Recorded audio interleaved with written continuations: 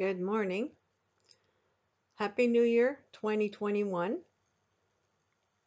Today I'd like to show a video of the late Lillian Patwanakut, who was my traditional teacher and grandmother who helped me on my healing, and I dedicated this page, Nurturing Your Fire, in memory of her and all the healing that she's done across the nation and for Anishinaabeg nations. So in memory of the late Lillian Patwanakut, I share this video with you on this beautiful day for a new beginning. Enjoy. Bonjour. Ngize kwesi ndinikas. Kivineso no demak. Nos mais piton katigin kas. Na piu kol ponganchi. Ispiran kani piton mamai. Nigi anchi kiant kit. Was keneva. Isho de banchama. I'd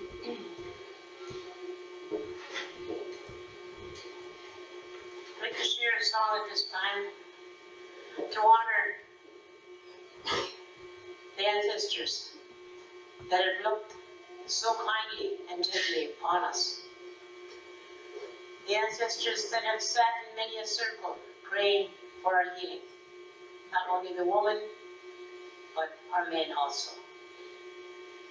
And it's when we honor the ancestors that the blessings continue to flow. And they hear us when we cry for that help. So we call them in now.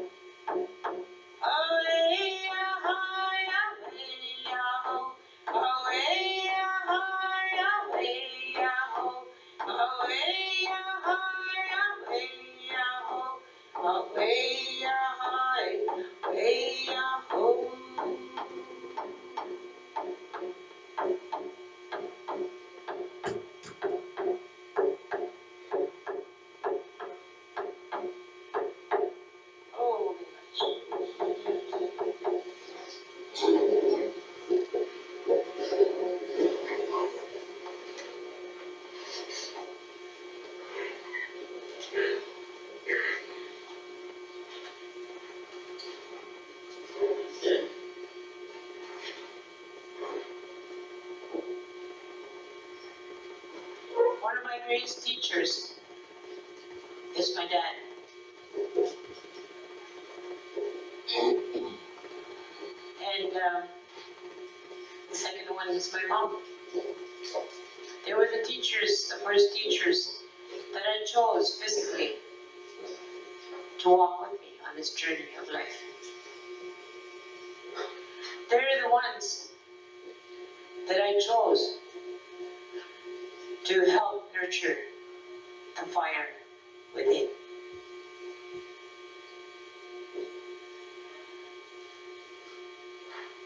I chose them because of their gentleness, of their knowledge, their love for life.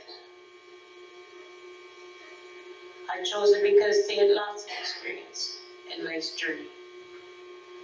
Their fire, which could have gone out many times, was sustained by a force, an essence that's beyond our understanding sometimes. And that's the Creator, the initial source of all life, the essence of all life. And that fire that the Creator breathed into my physical body was that breath of life. When I was born, my grandmother was the one that delivered me. There was 12 children in our family. I was the second last one to be born. And I was also the last one to be delivered by Grandma, because my youngest brother was delivered in the hospital. And so the time came when I chose to exit. I was born. My grandmother knew my name before I was out of the womb space. She knew my spirit, so she gave me my spirit name at that time and greeted me,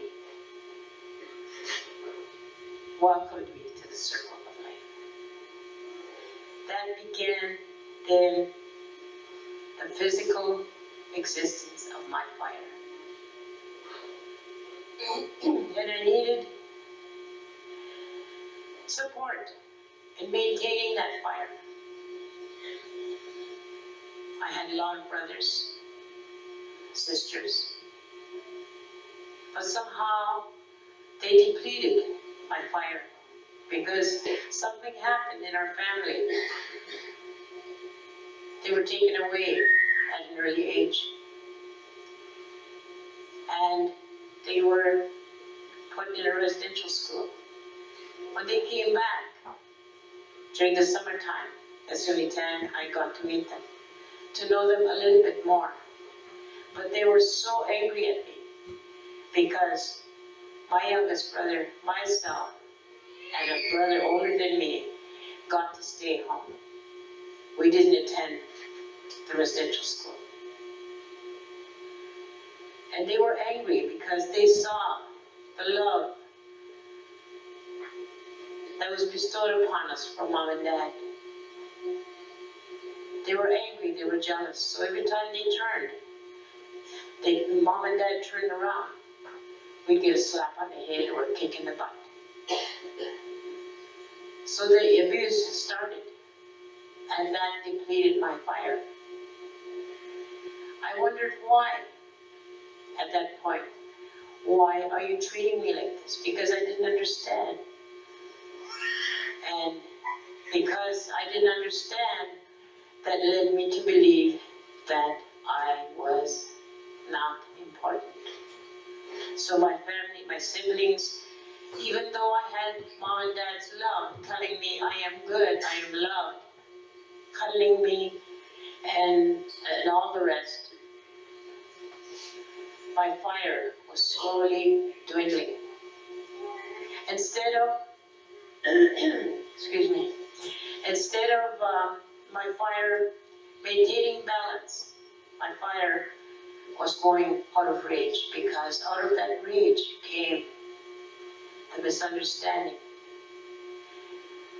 And because I couldn't beat my brothers and sisters, then I chose to join them. And I became just as bitter as they were. There was not one white person that crossed our path without feeling our vengeance. And our fire as a family was just raging. Just raging. Mentally, emotionally, physically, spiritually. It was just raging, raging, raging. And Dad told me one time, Danis, if you do not watch that fire, it will be the death of you. And of course, you've all heard it all. People, the speakers that spoke before me, saying, there's a certain stage that we enter when we know it all. I went through that stage too. I knew it all. I didn't want mom's love, dad's love, because I'm walking on the shadow side of life. I don't want love. Just leave me alone. I just want to do things my own way. I'll fix it myself. And my fire, all these teachings I had from mom and dad were in the background. They were put there because they felt comfortable. When I started school at 8.5 years old, I couldn't speak a word of English. And I cried. And I told mom and dad, why do I have to go to school? I have enough knowledge now to carry me through life. And dad said, within the next 35, 40 years, you will need the second language to share your blessings, your gifts with the rest of community, of the nation. That made sense. So I went to school. And I came to master the language of my enemy. And I was proud. I was cocky proud. That's ego pride. Ego always in the way. And it came time when I had these visions. I used to have a gift of listening to people's minds chatter. Because I developed that around the supper table at home. I had to know the minds of my brothers, my sisters, so they wouldn't have to hit me. I'd be one step ahead of the game. So I developed it. And I would just look around the table and I would look right around. And I knew exactly where everybody was. Oh, I felt in control. I was happy because I was one step ahead of the game. When I was about 13, 14 years old, those voices multiplied. And I thought I was going crazy. I couldn't decipher all of them. There was too many voices. So I went to Dad and I said, Dad, something is happening. I said, I can't think anymore. I think I'm going crazy. And Dad said, no, you're not. You have a gift. You are so blessed. You have been blessed with a gift so big that you can't handle it. So he put me through a ceremony. And after that, I slept for 4 days and 4 nights. When I came out, all was quiet. My fire was burning very gently. No more voices. No more competition. All was quiet. I didn't have to explain myself to anyone. All was well. So Dad told me what he had done. When you are ready, you can open those doors again, he said. but remember your gift.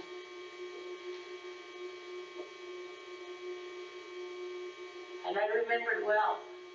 So in sessions today, when I do one-to-one consultations, I will open that door in order to help and assist my clients, my friends,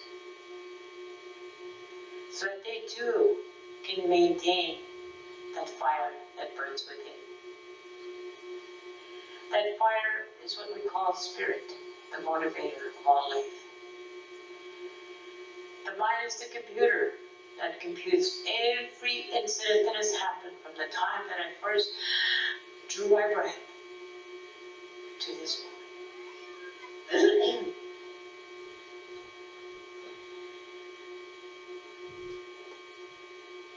All those computations flood my mind. Sometimes I overload, but I know what to do. With that computer now, I can turn it off. Or leave it on, let it overload. My choice. Because the gift that the Creator has given me is to make decisions, to make the choice of walking on the shadow side or on the light side. That's my choice. And so, after all of that happened, then I come to know the computer can be changed, reprogrammed. I can call the master computer, master technician, the Creator, to help me compute all those things. What I need, what I do not need. He has given me a heart to evaluate what's going on up here and to say, no, that is not so good. Yes, that is good. So he gives me that choice again to make a decision for what's going to feed that fire, the spirit. He's given me a body, and my body remembers all those traumatic things that I went through. Sometimes I hold those and protect them with my life. Nobody can ever open those doors, and the choice is mine. There's been people put in my path to help me open those doors and to say yes. It was not a mistake. It was a learning experience.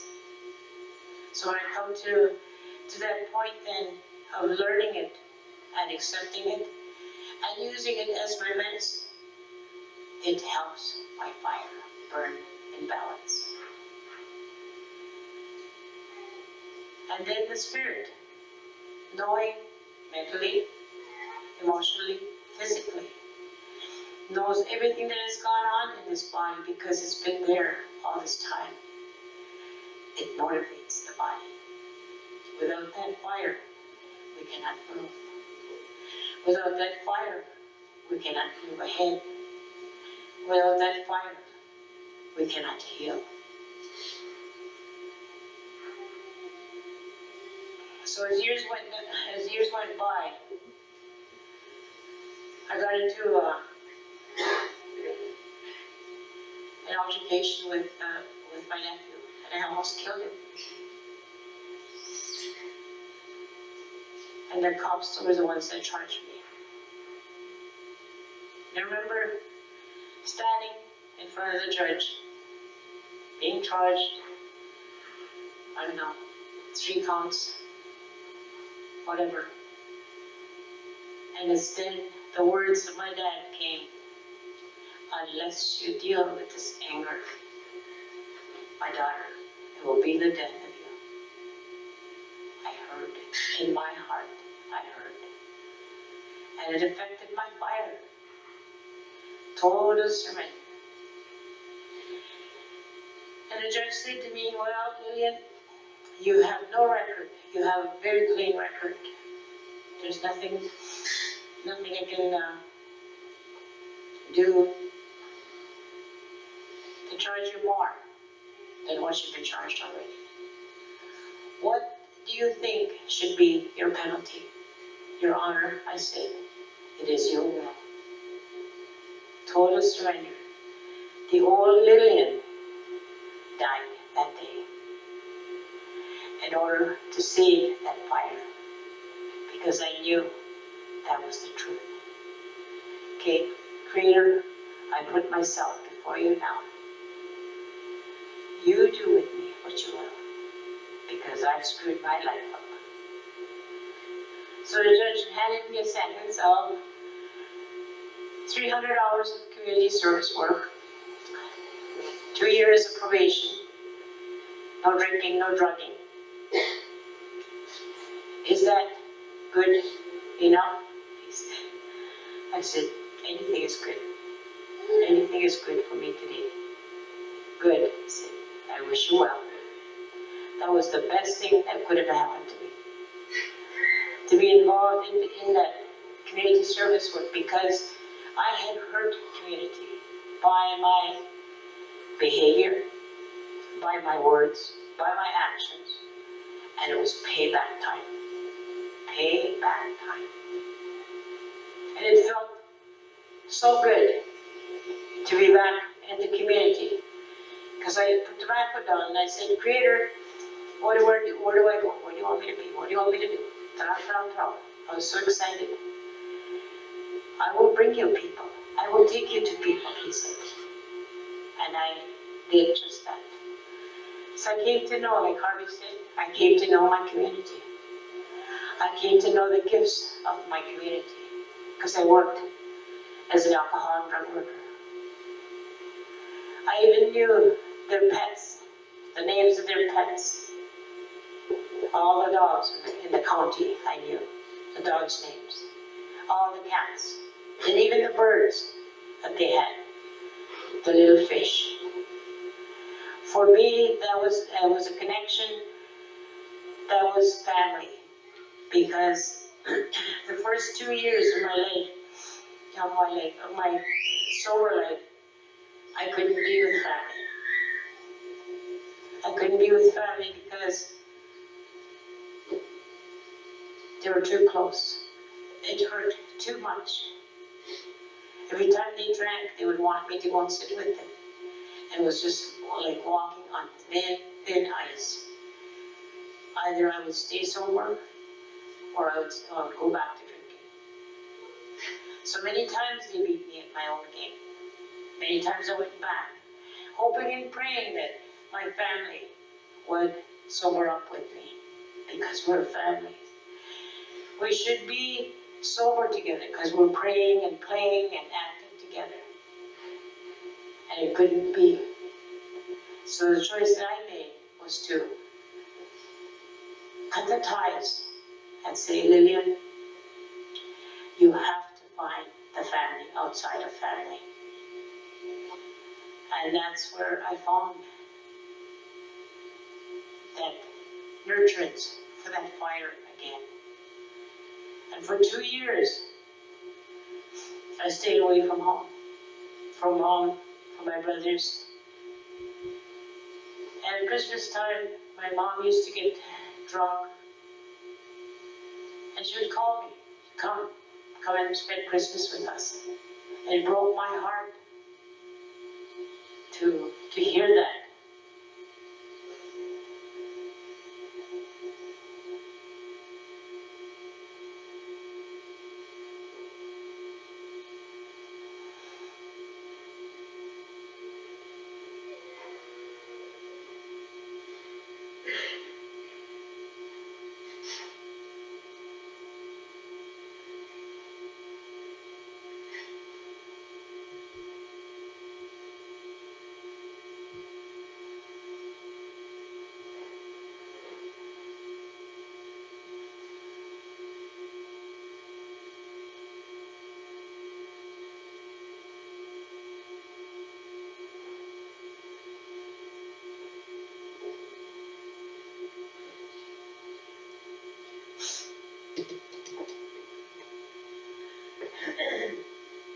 Because mom's heart never healed from her own experience.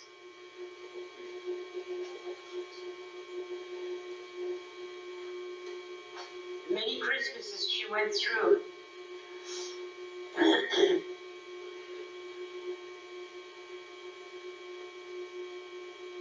burying her mother, my grandma. Her grandma died the 22nd of December, and Mom buried her the 26th. So every year she would go through that pattern of her life being affected.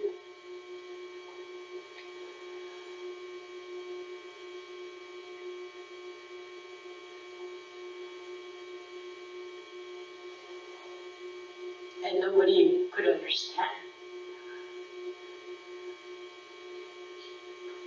because nobody dared to cross her path of closure. She kept it a secret. She kept it in the bottom.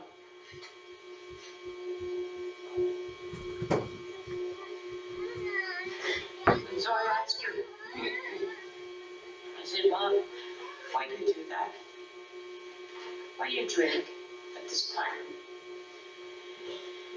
And she said, you will never understand, because that's the time I buried my mom. I said, Mom, help me understand. Help me understand. And that's when the light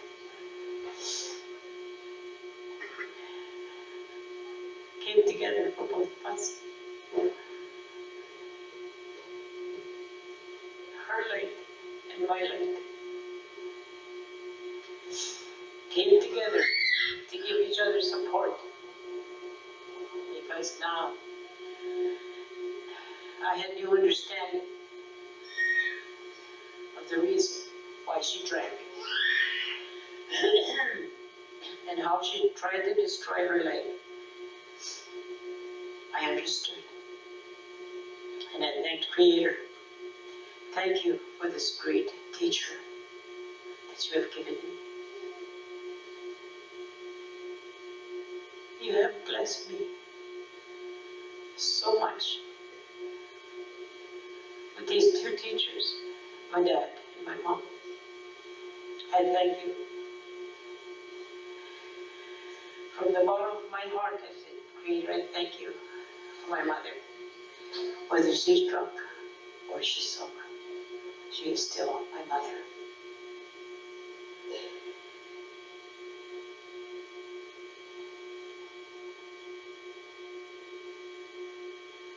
And so that light continued to shine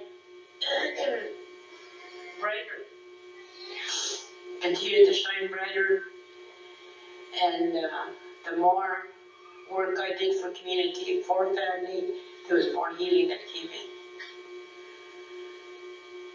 And when I share my story, I help nurture the fire within you.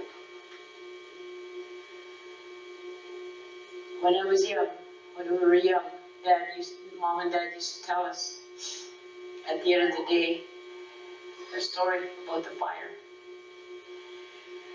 And they would ask us, Anishna, epit kunik, kadashkanemo. How is your fire burning today? So it would make us reflect on our the daily happenings, where we had wronged ourselves, wronged someone else, to come and to contact with that, and to be able to say, Creator, have pity on me for my shortcomings today. And so it helped us to build that character, that foundation for that fire to persist, to endure, and to lighten, to bring enlightenment to all that come to that journey.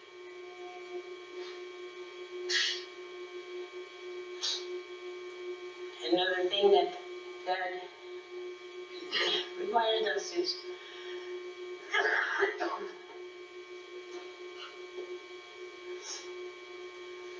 to remember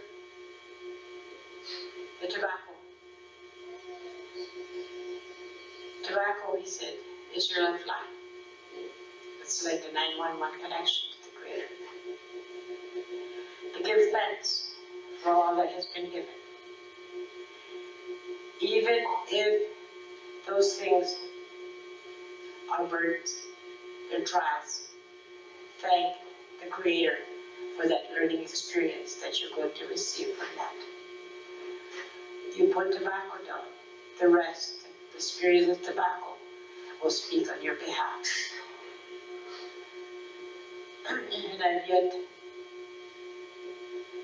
yet to see the tobacco fail, because I really believe in that. It has helped me arrive to the place that I'm at right now.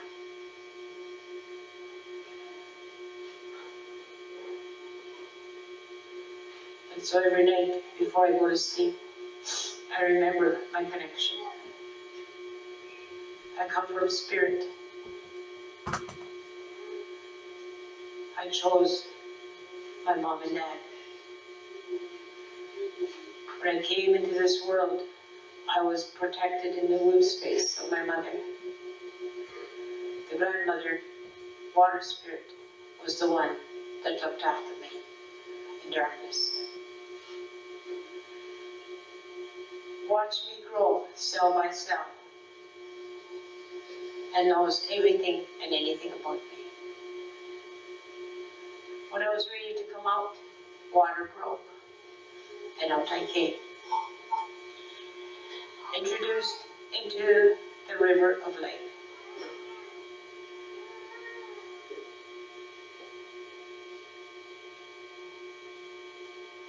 Physically, my fire was lit when I took that first breath of air. When the Creator blew into me His life, very gently, and I went, and fire lit my spirit once more. I remember that as I look back and how grateful I was at that point. I was a physical being on a spirit journey, spirit on a physical journey. I still am. I am a child of the Creator. I never will change.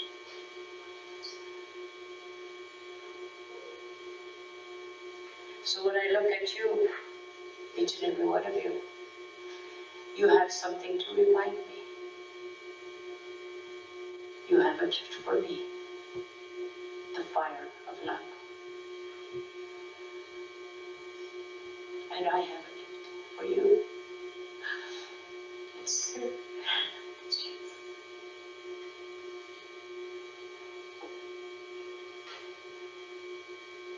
all the things that have been talked about,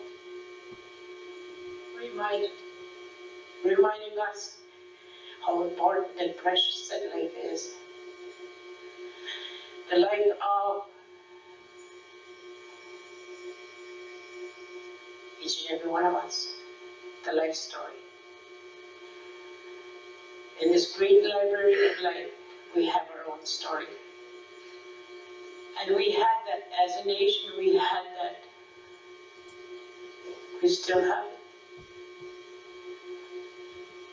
When our elders open their doors to us, they are happy to see us because they are reminded of their own specialness. They too have a gift. They have traveled many moons, many winters, and they've learned the skills of being a great counselor. They've learned to listen. Very seldom will you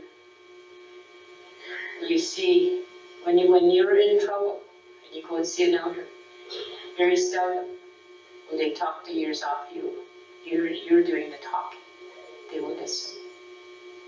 because they know what it's like to get rid of those stories that Harvey talked about this morning.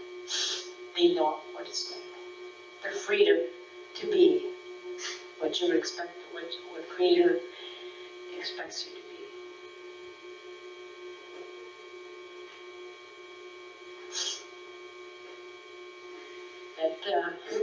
That gift of life then. In the river of life, there's times when the water gets shallow. We can't move very fast.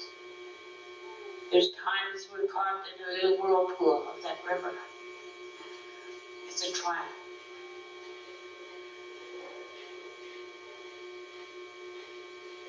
And when we flow with the river downstream, we're a blessing, receiving the gift of the Creator.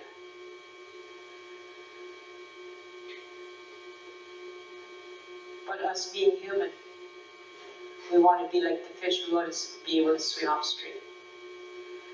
And we wonder why our fins get really tired. We wonder why we're fighting against the whole world. But who made that decision to swim upstream? No one but us.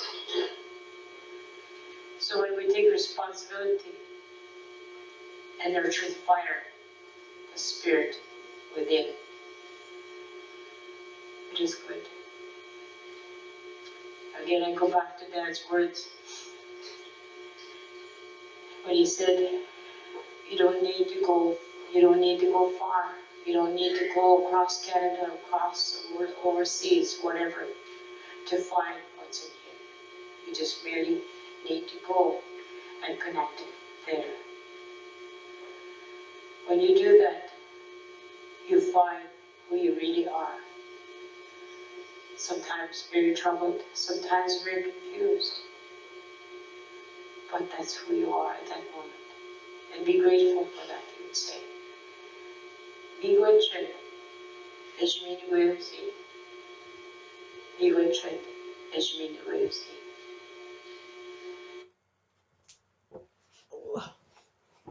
So there is the video of the late Lillian Petwanakut. And again, this is to help bring in the new year, 2021. Happy New Year. And remember to be blessed with your own fire, nurturing your fire. Naha, miigwech.